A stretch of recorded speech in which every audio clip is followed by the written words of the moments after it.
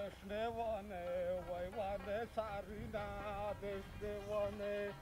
وانه دلنده کاچه زاده وینما دشنوانه وای وانه سارینا دشنوانه اخ ونه ما پایدو کړه که خیر وي لرګی کور به دام را پر جوړ شي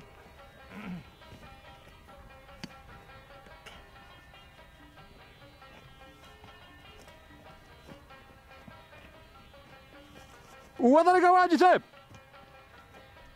چا غږ نه وکړ څه شی دی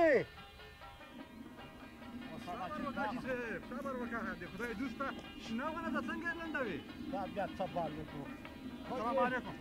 جوړې په خیر صاحب د خدای ښه جوړې قراري ده څرګه شنه ونه وای منه که بتار نه ویرې ځکه خپله مې پیدا کړه په کیر کې یو لرګی نشته ستا که خیر وي داسې یې چې دا به زر ته لنډه کړم زه یې نه لنډوم حاجي صاحب تا ته وایم چې لنډه یې نه کړې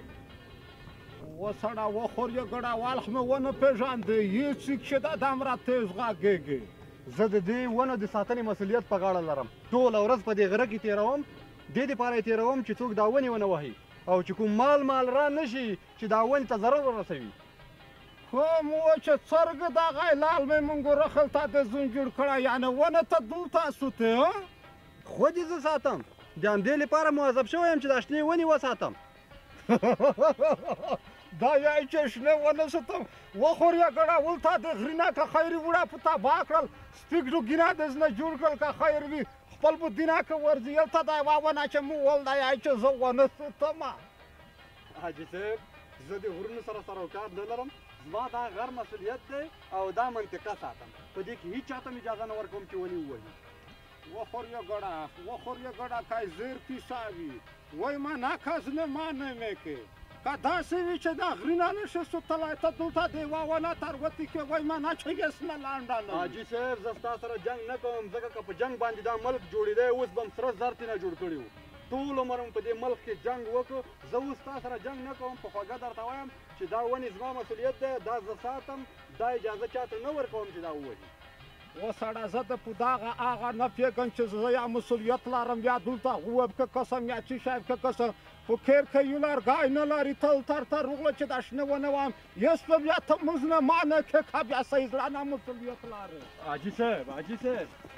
جنګ نه سره کوو دا ونه خو به ووایې ځکه چې ستا سره تبر دی او زه خالي لاس یم یوازې دا وړیکې لښته را سره ده وخور یا دا خو به ووایې خو چې چا شنې ونې وهلې دي والله که یې ښه ورځ لیدلې وي د خدای خاطر وکړه او دا شنه ونه د الله تعالی ثنا وایي که د دې د ګناه نه خبر شي